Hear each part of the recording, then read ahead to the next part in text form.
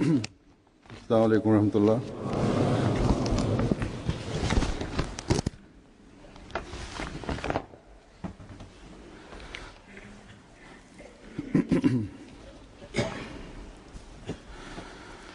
أشهد أن لا إله إلا الله وحده لا شريك له وأشهد أن محمدا عبده ورسوله أما بعد فأعوذ بالله من الشيطان الرجيم بسم الله الرحمن الرحيم الحمد لله رب العالمين الرحمن الرحيم مالك يوم الدين إياك نعبد وإياك نستعين اهدنا الصراط المستقيم صراط الذين أنعمت عليهم غير المغضوب عليهم ولا الضالين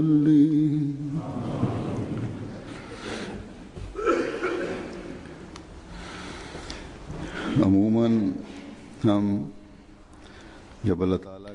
Normally, when we witness and experience the rewards and blessings of Allah the Almighty, the majority, whilst mentioning these graces and blessings of Allah the Almighty, say Alhamdulillah, all praise belongs to Allah. This is regardless of whether he understands the deeper meanings of Alhamd or not, due to upbringing and nourishment in a certain atmosphere.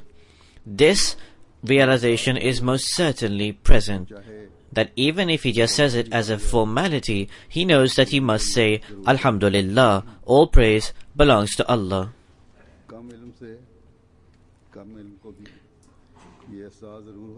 Even a person with less knowledge understands that he must utter these words. These words which indicate towards praise of God the Supreme.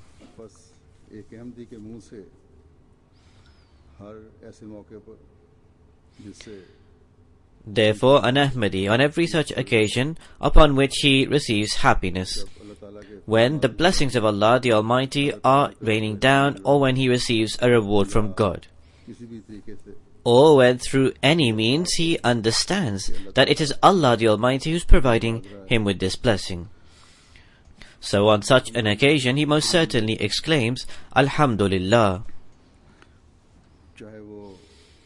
He does this whether it relates to a personal happiness or happiness on the level of the Jamaat, where the blessings of Allah the Almighty have descended. Most certainly, uttering the words Alhamdulillah on every such occasion should be done by every single Ahmadi.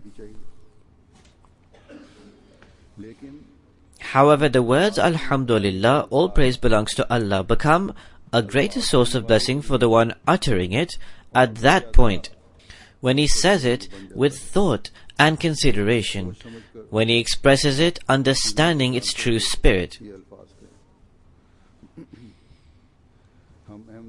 We Ahmadis are most fortunate that we have come to accept the Imam of this time and the Messiah and the Mahdi.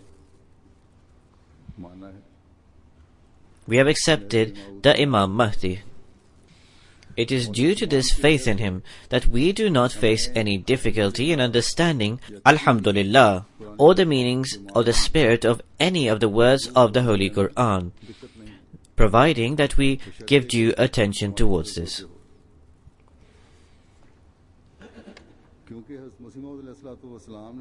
This is because the promised Messiah, on whom be peace, having gained knowledge from God the Almighty, has enlightened us with regards to the philosophy of these words.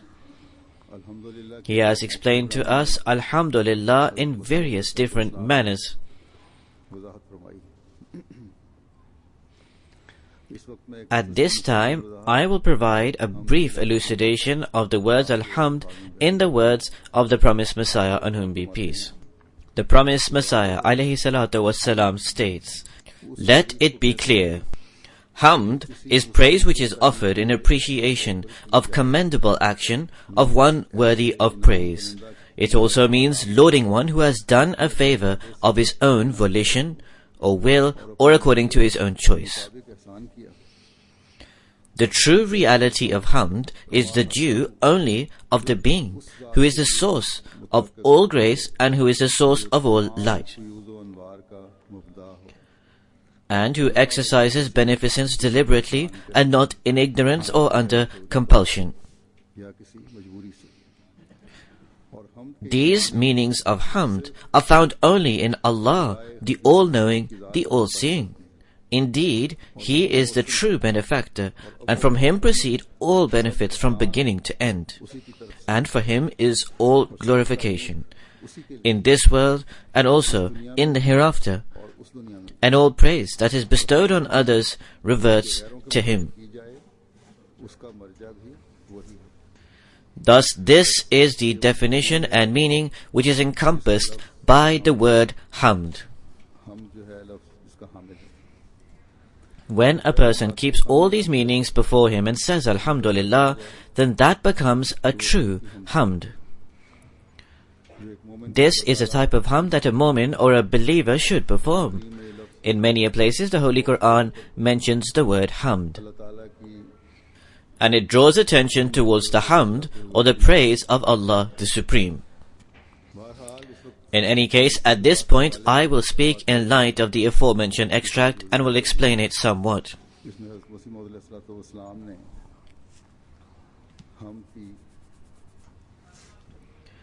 Those matters that the promised Messiah, on whom be peace, has drawn attention towards with reference to the word Hamd are as follows. First of all, this entails such praise which relates to the action of the one deserving of praise.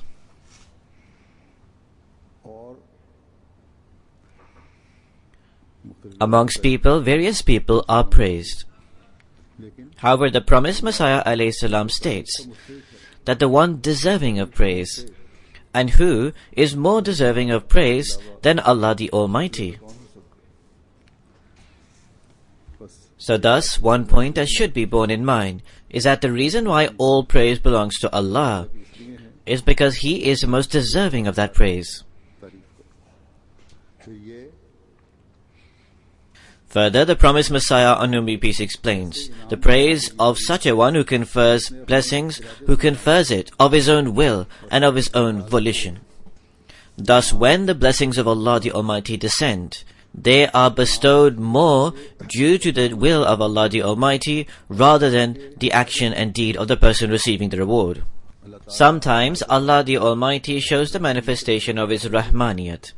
He provides at times without a person having done anything. Or, due to a good deed, He bestows upon that person thousands of more times than that deed itself. Also, if through the manifestation of Rahimiyat, Allah the Almighty bestows His bounties and favor, it is also through His own will and choice. It is Allah who enables a person to carry out a good deed. He enables a person to pray. And it is Allah who causes good results to emerge. Subsequently, Allah the Almighty bestows His favors and bounties. The third point mentioned by the promised Messiah alayhi salam is that He bestows favors based on His intention.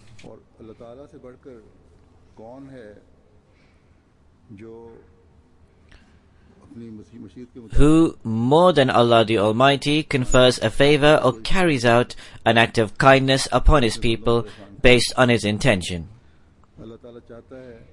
Allah desires to confer favor upon His people. It is for this reason that His rahmat or His grace is extensive. When the promise of Allah the Almighty combines with His intention, it is then that the rewards and the bounties and the favors of Allah the Almighty rain down in such a manner that a person cannot even envisage. In this age, we find these blessings with the Jamaat of the promised Messiah, on whom be peace. For the promises and decree of Allah the Supreme proclaim the dominance and victory of the promised Messiah, alayhi salatu wassalam, on whom be peace. The next point mentioned by the promised Messiah, alayhi salam, is as follows.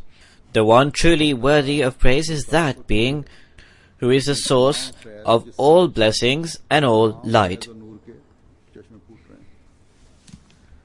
So therefore, when a person utters Alhamdulillah, he should say it with this consideration that it is only the being of Allah the Almighty that confers all types of beneficence upon man.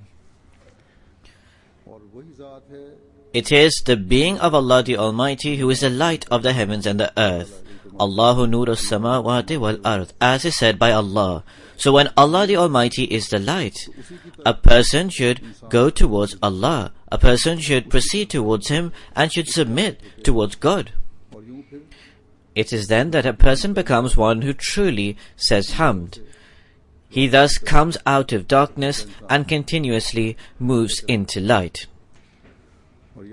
Here then, a new aspect of the favor of Allah the Supreme begins. As Allah the Almighty states, Allahu waliyul lazina amanu yukhrijuhum minaz zulumati ila nur. That Allah is a friend of those who believe. He brings them out of every kind of darkness into light.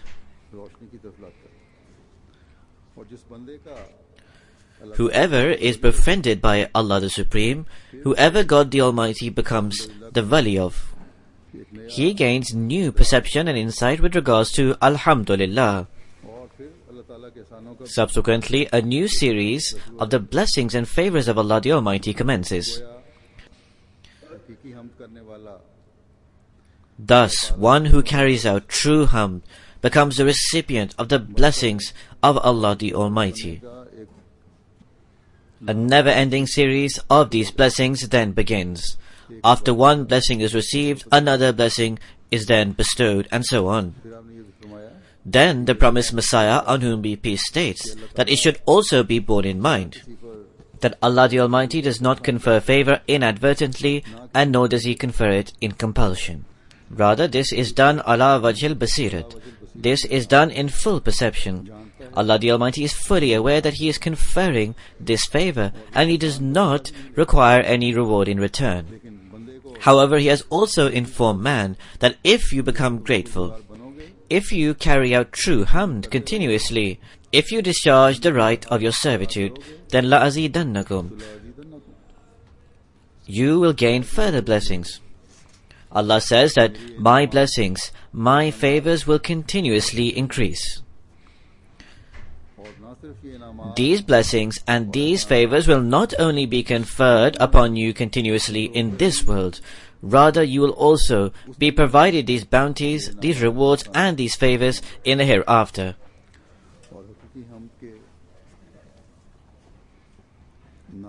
You will continuously reap the fruits of the never-ending rewards born out of true hamd. The promised Messiah, peace be upon him, explains further. The praise that is carried out in this world of anyone other than Allah the Almighty or the other creation, that also reverts ultimately to Allah the Almighty, and it should do so.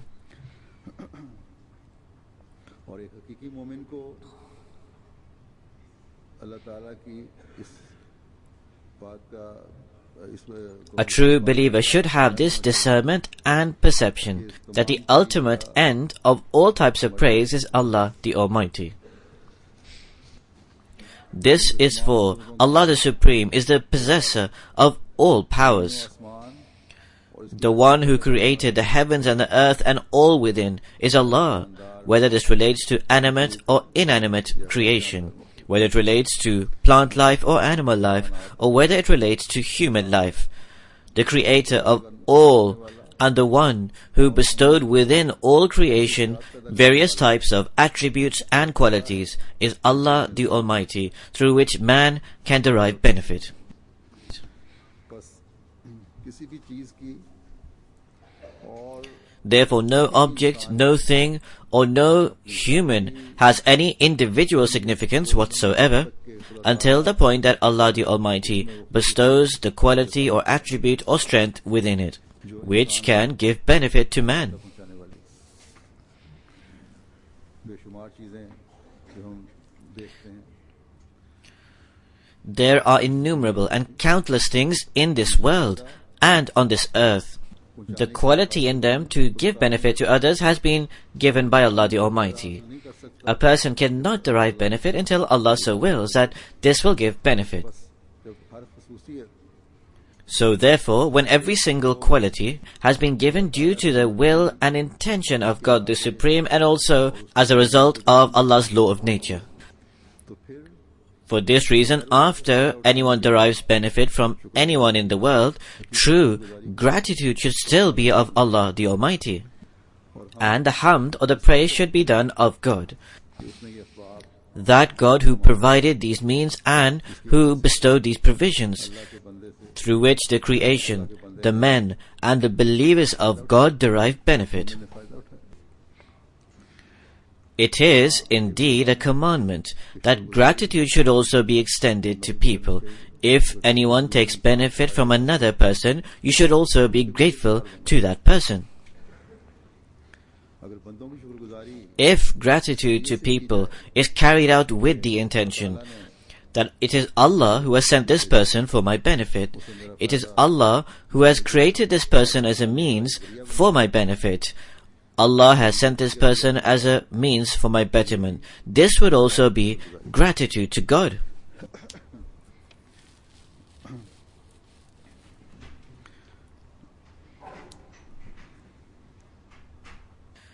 This gratitude is of that Rabbul Alameen, who is the Lord of all the worlds, He who created us and provided the means for our nourishment and everything else. When a person does this, he does not make any person his Rabb. He does not assume that it is as a result of this person that this work of mine was achieved or that I received this and that. He understands that the true Rabb is Allah, who is a Rabbul Alameen, the Lord of all the worlds. So therefore this is the splendor of a mu'min, of a believer, that even when he is grateful for the favor bestowed upon him by another person, even then he realizes that the real source of that favor is the being of the Lord. बल्कि जब किसी से In fact, when he sees others acting in a good or kind manner, he understands that the reason why that person is acting in a good manner is due to God. For it is Allah the Almighty who infused within the heart of that person the idea to act in a good way. बस So therefore, the thought of a true mu'min, of a true believer, whenever taking any benefit or deriving any benefit through any means whatsoever, takes him towards the being of God. When this understanding persists, that is the true hamd which the promised Messiah alayhi salam has drawn our attention towards and has instructed us to give heed towards. With the grace of the Almighty Allah, the majority of the members of the Jamaat carry out hamd of God with this very understanding, and they should do so. और करनी चाहिए Because faith also progresses with this true hamd. लेकिन من हैसुल However, as a Jamaat, we should also keep this thought in mind, that on every occasion where the Jamaat is given progress by Allah the Almighty, this should lead us to becoming those who carry out hamd of Allah the Supreme. We should always be those who understand the true spirit of Alhamdulillah. और जब इस तरीके When hamd is carried out in this manner in all directions, then undoubtedly the rainfall of blessings of Allah the Almighty can increase manifold times more than before. ये हकीकी हम This true hamd also produces a spiritual revolution within man. It saves a person from imperceptible shirk, associating partners with God. It makes him a true abid, a true worshipper of God. Then, when he searches out for those commandments that have been enjoined by Allah the Almighty, it draws the person's attention towards acting upon them. It draws a person's attention towards adopting the highest moral values and the loftiest standards of human values. So therefore, it is this hamd which we should constantly strive to search out for. In my last week's khutbah, that is Friday 7, which I delivered in Canada, I mentioned the youth of the USA and Canada. I said that Allah the Almighty had enabled them, that they have become very active in Jamaat work. Especially in terms of building up connections with people outside the Jamaat, they have progressed to a great degree. Further, positive and good results emerge out of those connections that were formed. They have formed connections with many well-educated persons. They have formed links with many of the prominent personalities of these countries.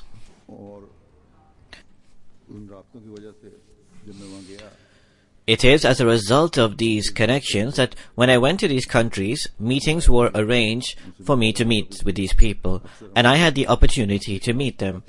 Many of these guests would come to our mission house to meet us, such senior and prominent persons who we would assume would not come.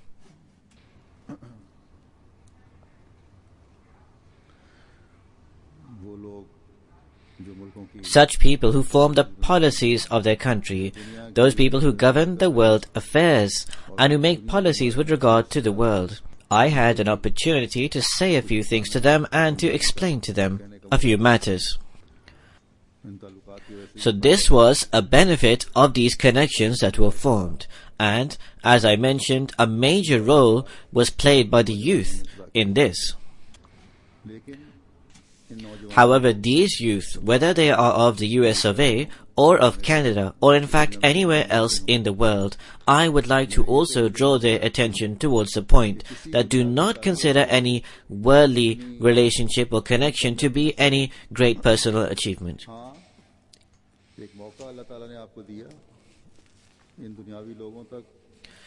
Indeed, Allah the Almighty has granted you an opportunity to reach to these people and to convey to them the true teachings of Islam based on justice.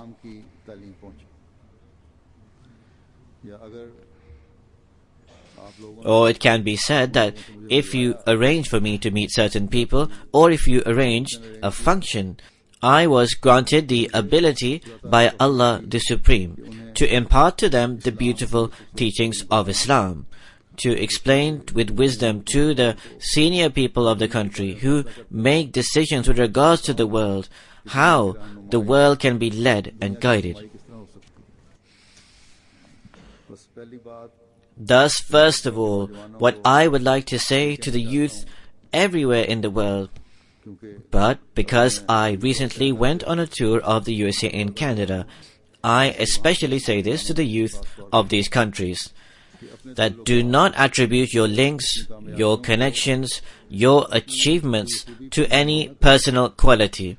In fact, consider it a blessing and reward of God, and praise Allah the Almighty for the reason that He granted you this opportunity to form these links.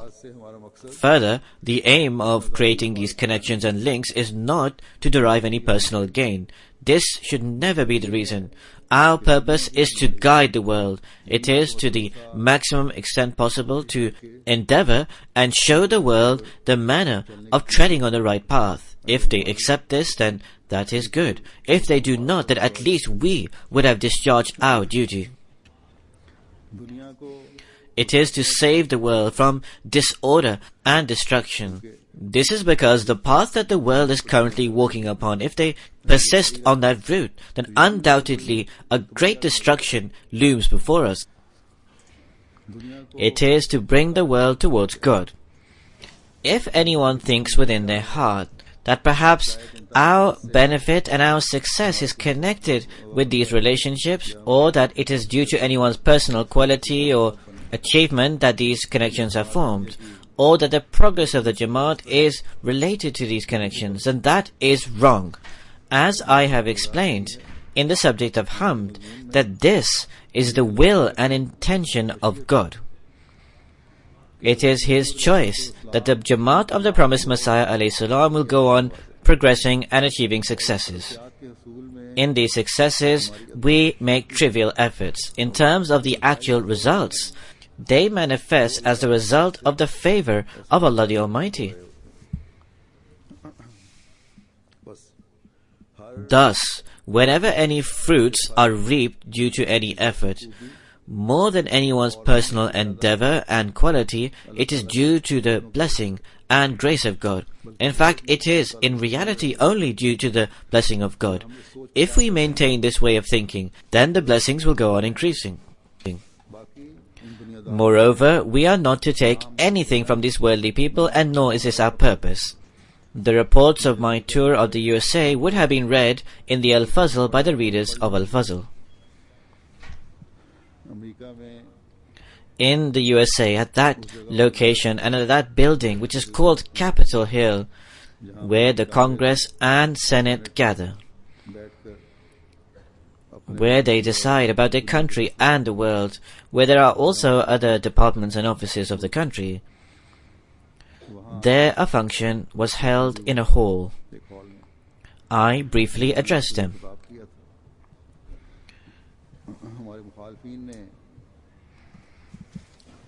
Some of our opponents try to exploit this, in particular in Pakistan, so that further incitement against the Ahmadis could occur.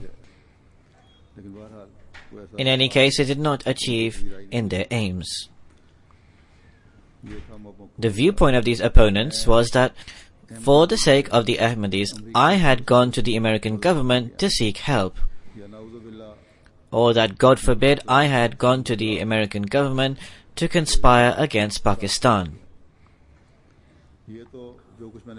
With regards to whatever I said at Capitol Hill, if these people listen to it with the eye of justice, which they do not possess, then they can decide, in fact anyone can decide, that whether I went there to take something, or whether I went there to give them and explain to them something. Our reliance is purely on God. The progress of the Jamaat is through the blessings and rewards of God. It is not out of the help of any government, and neither have we ever thought in this manner. With regards to conspiring against our country, we love our country much more than these opponents. These people have no role in the creation of Pakistan, nor do these people have any role in maintaining this country. In fact, these people are looting the country with both hands and are taking it towards destruction. In terms of taking anything, I should also mention this, that in 2008, I went to the USA for the Jubilee Jalsa. A reception was held in which local people also attended. On that occasion, there was only one senator who attended for a short while. He sat for 5 minutes and then he departed. And even that was before the function started. There were no senators and no congressmen as far as I remember. I spoke to him for 2 minutes and he asked me, "What do you want from me?" I felt from this attitude that he was saying that what have you come to beg for? Because perhaps the conception that they have of Pakistani people is that they always come to beg. So I responded to him, "I have not come to take anything from you." This is what I said at the time. "I have come to inform you that if you desire to establish peace in the world, this is what you have to do and what kind of policies you need to form. In any case, as I stated, this was the only senator who came on that occasion. He spoke to me for a few minutes and then he left.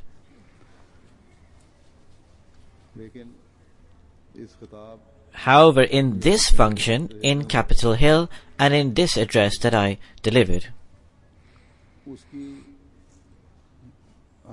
in terms of its significance, For me, the significance was only in so much that if these leaders gathered together, and if the well-educated denomination also attended, then I could explain to them a few aspects with regards to the teachings of Islam, that perhaps thereafter, for the peace of the world, they listen to this and consider taking proper steps and measures. One day before this function, a journalist from the CNN took an interview of me. Apart from other matters that were discussed, he said that this is a very important opportunity that is emerging for you. How are you feeling about it? Immediately, I expressed the following, that this is not all too important for me this occasion, that I should more than required be excited, or I said something on these lines, that this is not any such occasion that I should be excited more than that is required. The real purpose of my tour here in the USA is to meet my people. It is to draw attention to their improvement in their moral, spiritual and religious state. Upon this, the journalist stated that your statement would be very shocking for the US politicians, that you are not giving any importance to them. He then laughed and said that in any case, I will not inform the politicians of what you have just said. Nonetheless, from the perspective of a worldly person, there may be some importance in this, but in our point of view, there is no importance in this and nor should there be.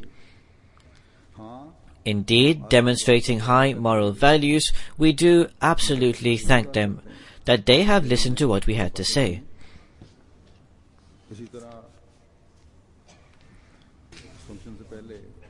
In the various meetings that were held before this function, there were some chaplains of various denominations of the army there. Due to friendship with one of our Ahmadis, 4 or 5 of them came to meet me.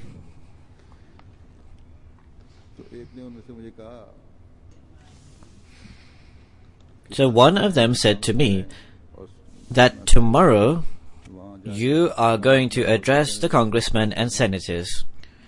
Are you feeling nervous? I said absolutely not. I am going to speak about Islam and the Holy Quran. I do not consider that there is anything in this that should make me nervous. It is Allah the Almighty who grants the ability, and I have had the opportunity to deliver lectures in various places. He then started saying himself that whenever we have such an opportunity, we face a lot of difficulty and become nervous. So this is because these people, although they may be chaplains, they may be religious leaders who are there to discharge certain religious traditions, or they are considered religious leaders, but worldliness is overriding in them. Further, the mention of the name Capitol Hill itself is intimidating to them, even if they may be Americans themselves. But those who believe in the one God, for them, God is everything, and this should be the case. Even those who raise objections against the Jamaat, they are impressed by the worldly people in the same way that these people are. Due to this, they never have had the courage or opportunity, because they also must have meetings and meet them, to convey to them the message of Islam, to convey to them the message of God, to convey to them the message of the Holy Quran. After this function, there were some congressmen speaking amongst each other. One of our Ahmadis overheard them, and one was saying that this is how Muslim leaders should be. They should speak openly and say the truth, and should say it in these strong words. So therefore this was one view. No Muslim leader until today, in fact even the leaders, have ever had the opportunity to do this. The reason why they have not been given the opportunity by God is because they have given more inclination towards the world over the religion. Thus, the youth should always maintain these links and connections with this way of thinking, that we are not to take anything from these worldly leaders, but rather we are to give them something. Our sentiments of gratitude should be most of all towards God. Then observe how the blessings of Allah the Almighty continuously increase. Remember, in the work of the Jamaat, worldliness and materialism can never be of any use. If you consider worldly people everything, then Allah, who gives rewards and blessings, He also has the right and He also has the power to retract those blessings. So therefore our objective is always the hamd and seeking the pleasure of God. And this is so. Our ultimate objective is not to form any connection with people of the world. This is not the case, this has never been the case, and inshallah this will never be so.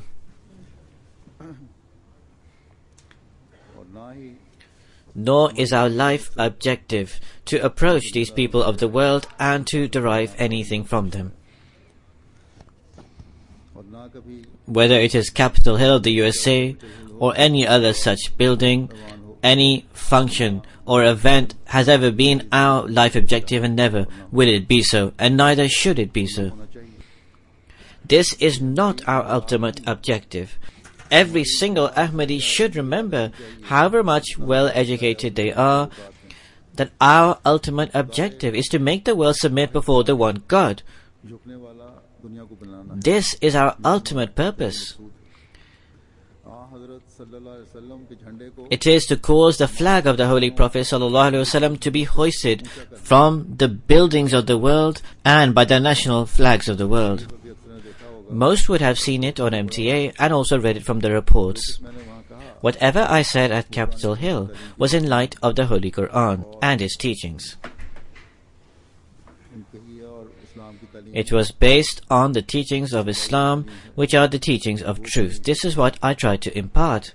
Even in this was not out of any personal quality of mine. I consider myself a person of less knowledge and a humble person. However, that Messiah and Mahdi in whose representation I had gone to make this madras, with him was a promise to the Holy Prophet ﷺ, our master, our guide, our leader, made by God, that Nasirtu bin Rob, that you have been given prestige by God. Thus, on the way to Capitol Hill, when I was praying in the car, this is what I thought. That people say that this is a very highly placed and important building. Before this, I did not have the opportunity to even think about this. I only thought about this here on the way. So I said, I am a humble person of yours, God. I am taking your message. I am going in the representation of your Messiah. So therefore display the manifestation of Nasirtu bin Rob, that you have been given prestige by God once again today. Allah the Almighty then accepted this prayer.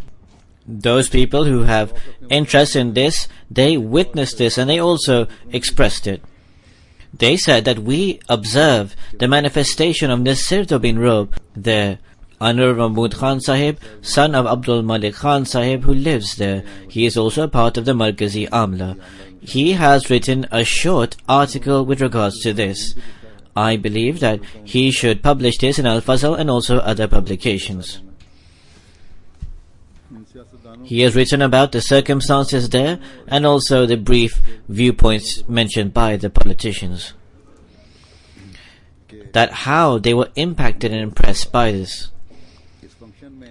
In this function, 29 senators and congressmen attended. There were people from think tanks, people who were linked to the Pentagon, and also some people from NGO, and also professors. In total, approximately 110 people were present.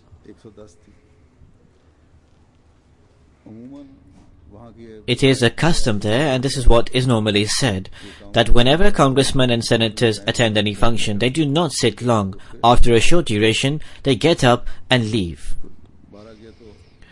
What the standard of their morality is, they know, but everyone there is aware that they do not sit there long, they always leave. However, in this function, apart from 2 or 3 who had taken permission to leave earlier, everyone else stayed for the entire duration. In fact, one person who is an experienced and old bureaucrat of Capitol Hill who works there, he said that I have been here for 15 years. First of all, I have never seen before that more than 10 senators and congressmen attended one function together. Secondly, he stated, I have never seen that they stay for more than 5 or 10 minutes in any function, whatever it may be. They always get up and leave, even if it is a world leader there or even if it is our own function. They do not stay sitting. This person then stated, this was also astonishing for me, that people from various political parties, different people from the government, were all sitting together and they remained seated. The senator who I mentioned had met me in 2008 and had a very arrogant attitude. He also not only was present at the function, he also came and addressed the gathering from the stage. He stayed there for the entire duration of my address, and he listened and then he departed. There were some people who were senators or congressmen who, due to a shortage of seats, that was the largest hall available there. There were some of our people and also their people. There is no large hall as such there. This is called the Gold Room. This is the best and largest room there where important functions are held. So due to a shortage of seats, some of these people remained standing and listened attentively. They listened to those things that I said that were perhaps not in line with their temperament. I said that discharge justice. Amongst what I said dispense justice, because if you do not do so, you will not be able to control all the governments, no matter how much power you may have. I said that take care of minor and major powers, because this is extremely essential to maintain peace. I said that in the Security Council and the United Nations, all countries should sit equally. I said that do not look greedily upon the wealth and resources of other nations. So these were some of the matters that I stated, and these were not things that were very much in line with their temperament.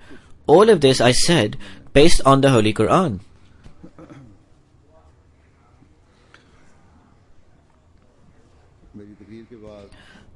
After my address, the first Muslim congressman there, who is an African American, he said to me that I really like this point that you made, that do not look greedily upon the wealth and resources of others. They are also aware of what their policies are and what occurs. So he stated that this lecture should be published and should be disseminated rapidly to everyone. One congressman's view was as follows. He said this message was such that it is needed by the USA. So therefore it was merely by the grace and blessings of Allah the Almighty alone that the teachings of Islam was conveyed to these people. Whether this impacted them or whether this only had a short-term effect which will die away, whether they listened to this truly or not, in any case, the true teachings of Islam undoubtedly have been clarified to them. So therefore the true hamd belongs to God, who created these means and provisions, and this point should be borne in mind by every single Ahmadi. Similarly, in different meetings, I drew the attention of their politicians towards discharging justice. If they give due heed to this, the world will be saved from disorder, and so will they. If they do not, then the decree of Allah will also come into motion. With the grace of the Almighty Allah, also in Canada, our youth, that is our Secretary Amuri Kharja External Affairs, and his team have good connections and links. They have links with new people and also have maintained their old friendships. They should also show gratitude to God who gave this opportunity, that they could be beneficial to Jamaat in any way, and they could convey to them matters of justice and the truth. There were many politicians and leaders who they had arranged for me to meet. To make the world an abode of peace, it is necessary to explain to these leaders and politicians. Also, it is essential to explain to the well-educated denomination. On this occasion, two functions were held in Canada. One was a reception, which was actually the new Tahir Hall, which was inaugurated. There was a significant number of local Canadians, also politicians and well-educated persons.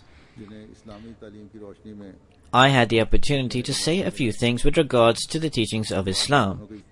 The reports I have received is that the views of those who attended were very positive. May Allah make it so that these positive views change their policies and also change their way of thinking.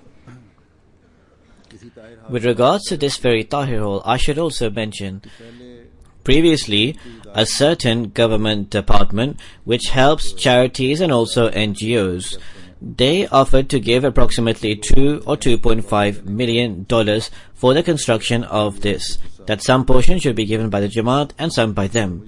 When I learned of this, I said it would be better to thank them and return their money, and the Jamaat should instead construct this themselves. Subsequently, Allah bestowed His blessings, the Jamaat was enabled, and after spending some millions, this hall was built which is attached to the Jamia Ahmadiyya. Aside from the fact that there are also many projects to construct mosques in Canada which amount to millions of dollars, through the grace of the Almighty Allah, they are still carrying out these projects, and this is a Jamaat that makes sacrifices. May Allah the Almighty bless their money and also themselves. The existing building that was being used as Jamia was a purchased building. However, it had become small. Now, good classrooms and offices have been made alongside, and this Jamia is in Peace Village itself, where it is relatively easier to control and monitor. Inshallah, this year the Jamia will begin there.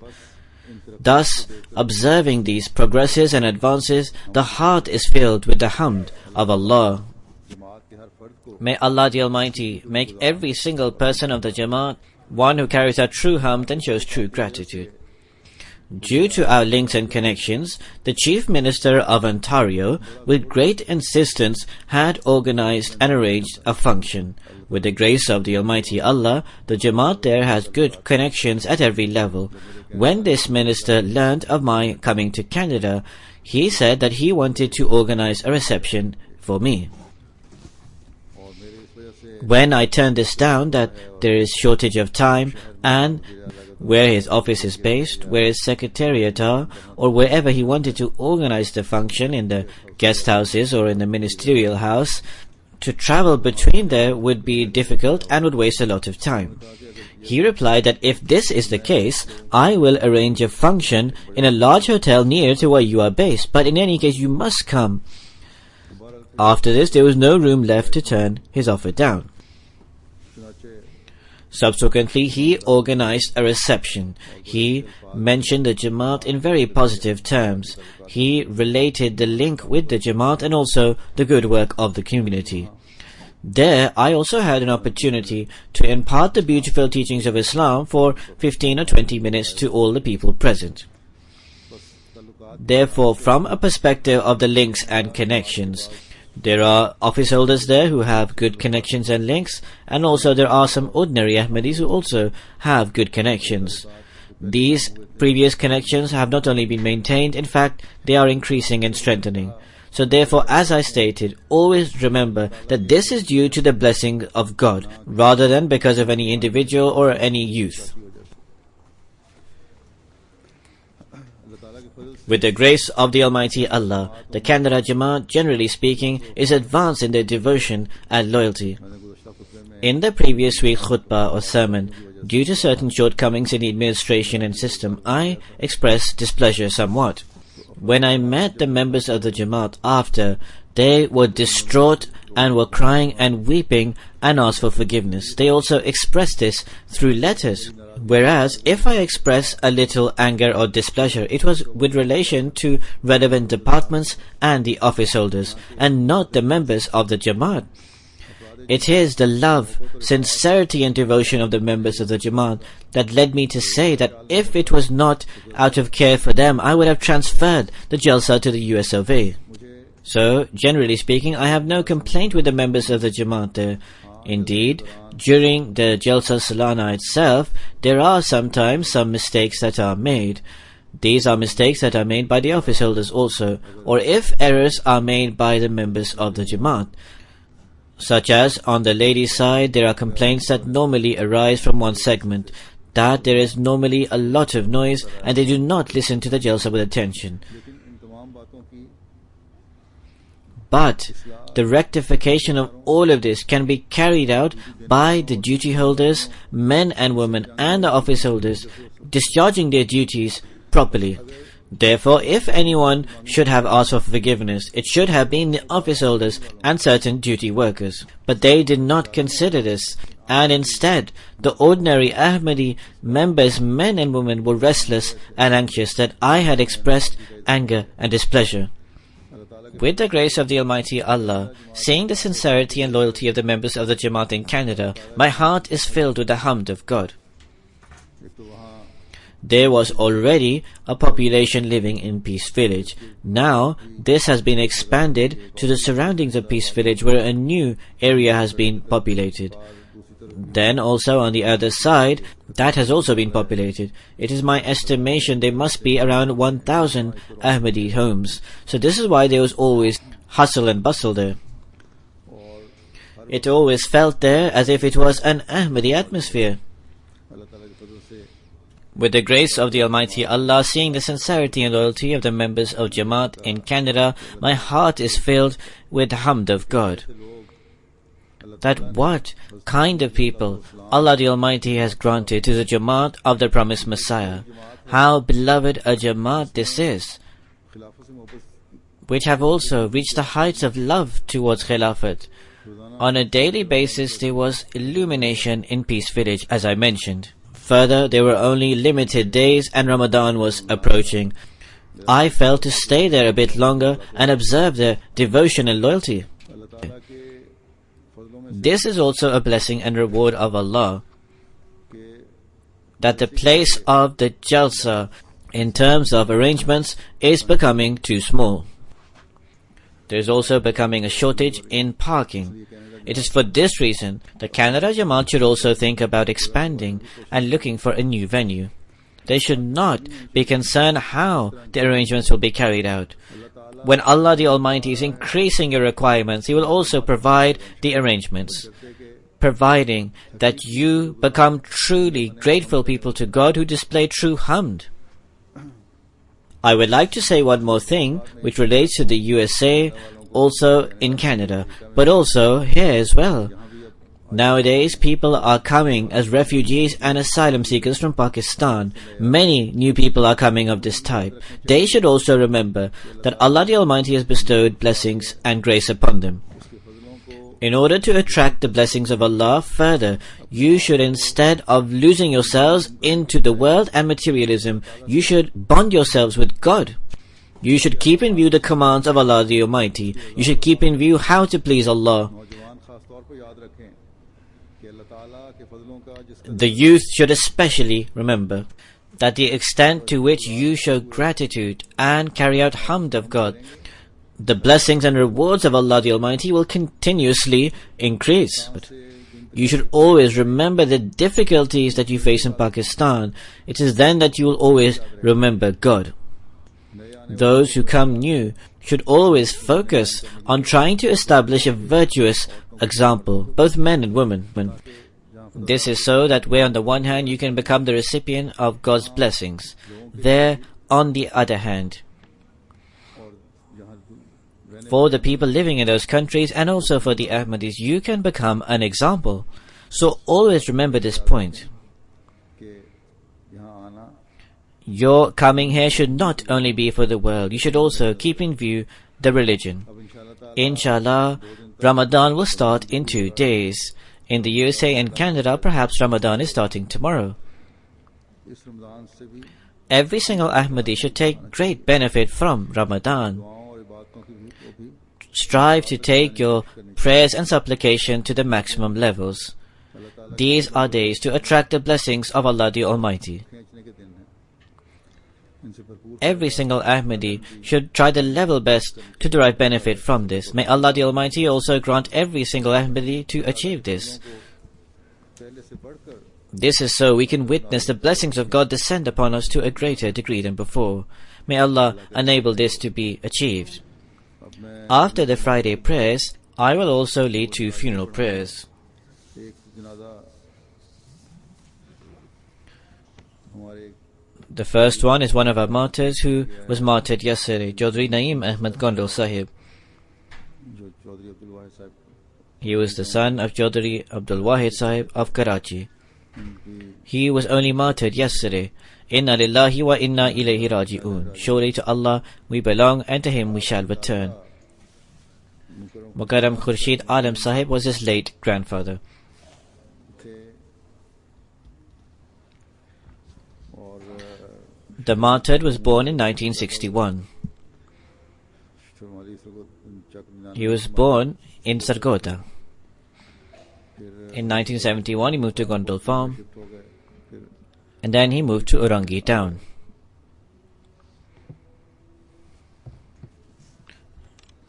In 1914, his maternal grandmother took the Pledge of Allegiance at the hand of Hazrat Khalifah Masih II. His paternal grandfather took the Pledge of Allegiance later. The martyr had done an MA Economics and also other studies. He worked in the State Bank of Pakistan as an assistant director. कर रहे थे रात को His martyrdom came about in this way. सुबह The morning of 19th July, as per his routine, he left for his office to go to the State Bank. घर के सामने Normally, there is a narrow alleyway which leads to an open road, where a car from the bank would come and take him to the office. When he entered this narrow alleyway, 2 youngsters came, fired him on his forehead. The bullet came from one side and went out his other side. Through this, Naeem Ahmed Gondal Sahib was martyred. Inna lillahi wa inna ilayhi raji'un. 11 साल For 11 years, the martyred was the Sadr Halka of Urangi town, and he was carrying out his services in this capacity.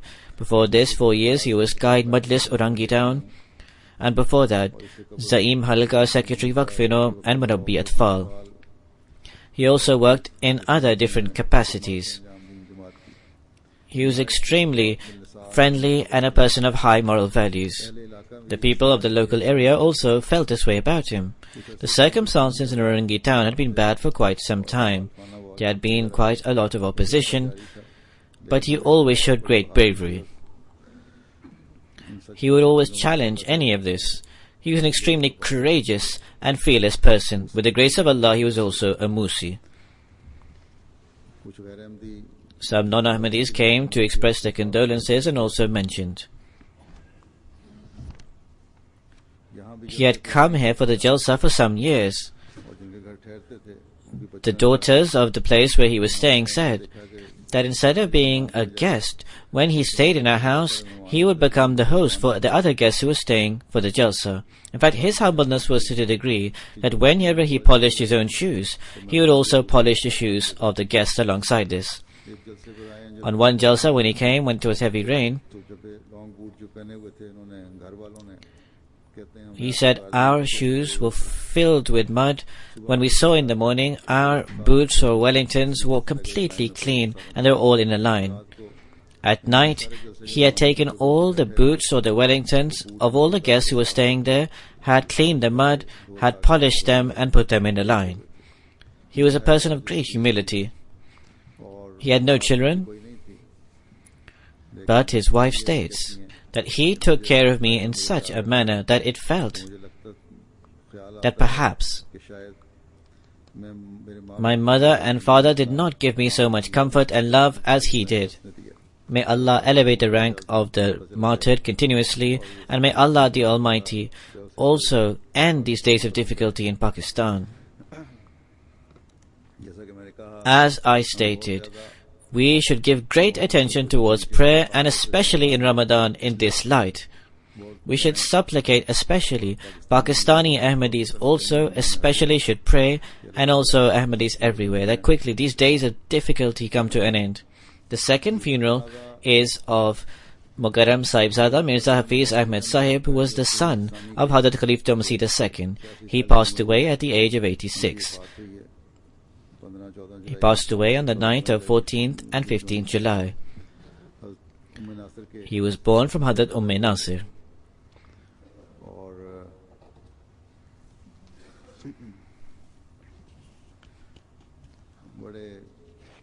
He would speak in a very soft tone. He would be very kind towards poor people.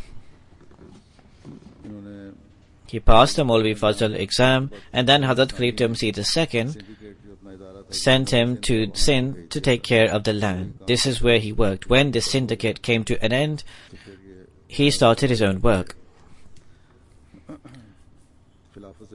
He had a lot of love for Khilafat. He would write to me regularly. He always showed great sincerity and loyalty with Khilafat. He was my Mamu, that is my maternal uncle. May Allah elevate his rank. May Allah grant him forgiveness. As I stated, after the Friday prayers, I will lead these funeral prayers.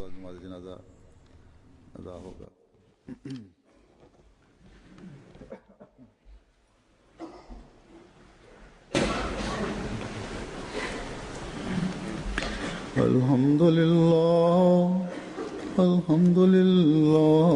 nahmaduhu wa nasta'inuhu wa nastaghfiruhu